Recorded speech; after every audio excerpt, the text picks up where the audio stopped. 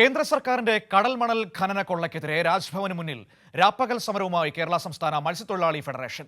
കേരളത്തിന്റെ കടൽ കൊള്ളയടിക്കാനുള്ള കേന്ദ്ര നീക്കത്തെ ജീവൻ കൊടുത്തും ചെറുക്കുമെന്ന് സമരം ഉദ്ഘാടനം ചെയ്ത CITU സംസ്ഥാന ജനറൽ സെക്രട്ടറി എളമരം കരീം പറഞ്ഞു. രാജ്യത്തെ നരേന്ദ്രമോദി സർക്കാർ കുത്തകകൾക്ക് തീരെഴുതി കൊടുക്കുകയാണെന്നും അദ്ദേഹം കുറ്റപ്പെടുത്തി.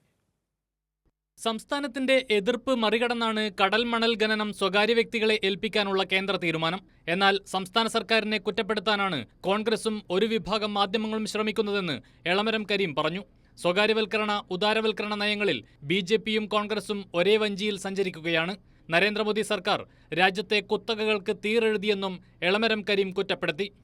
ഇപ്പോൾ വന്നുകൊണ്ടിരിക്കുന്ന ഓരോ പുതിയ പ്രഖ്യാപനങ്ങൾ, ബജറ്റിൽ വന്ന പുതിയ പ്രഖ്യാപനങ്ങളൊക്കെ നിങ്ങൾ ശ്രദ്ധിക്കുന്നുണ്ടാവും.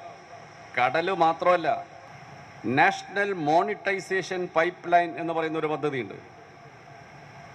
പൊതു ആസ്തികൾ സ്വകാര്യ മുതലാളിമാർക്ക് പാട്ടത്തിന് കൊടുക്കുക. ഈ നാഷണൽ ഹൈവേ നിർമ്മിച്ചത് ജനങ്ങളുടെ പണം ഉപയോഗിച്ചാണ്. നാളെ അത് നിർമ്മിക്കാൻ പണം കൊടുത്ത ജനം അതിലൂടെ യാത്ര ചെയ്യുമ്പോൾ സ്വകാര്യ മുതലാളിക്ക് പാട്ടം കൊടുക്കണം. ഇങ്ങനെ രാജ്യത്തിൻ്റെ സമ്പത്തെല്ലാം സ്വകാര്യ മുതലാളിമാരെ ഏൽപ്പിച്ചുകൊണ്ടിരിക്കുകയാണ്. BJPയെയും നരേന്ദ്രമോദി ഗവൺമെന്റിനെയും സഹായിക്കാൻ പ്രതിജ്ഞാബദ്ധമായ ചില മാധ്യമങ്ങൾ UDFകാർ പ്രചരിപ്പിക്കുന്ന നുണ അതേപടി പ്രചരിപ്പിക്കാൻ ശ്രമിക്കുന്നുണ്ട് എന്നത് വളരെയേറെ ഖേദകരമാണ്. കടലിന്റെ അടിത്തട്ടിൽ കെട്ടിട നിർമ്മാണത്തിന് ആവശ്യമായ മണലുണ്ടെന്നാണ് കേന്ദ്ര സർക്കാരിന്റെ കണ്ടെത്തൽ. അത് മുഴുവൻ ഖനനം ചെയ്തെടുക്കാനാണ് തീരുമാനം. നമ്മുടെ കടൽ സമ്പത്തിൽ കണ്ണുവെച്ചാണ് വിദേശ കമ്പനികൾ വരുന്നത്. അവർക്ക് നമ്മുടെ സമ്പത്ത് മുഴുവൻ ഊറ്റാനുള്ള ലൈസൻസ് നൽകാൻ ശ്രമിക്കുകയാണ്. കടൽ മണൽ ഖനനം കടലിലെ ജീവികളുടെ ആവാസ വ്യവസ്ഥയെ തകർക്കും. മത്സ്യത്തൊഴിലാളികൾക്ക് ജീവിക്കാൻ കഴിയാത്ത സാഹചര്യമുണ്ടാകും.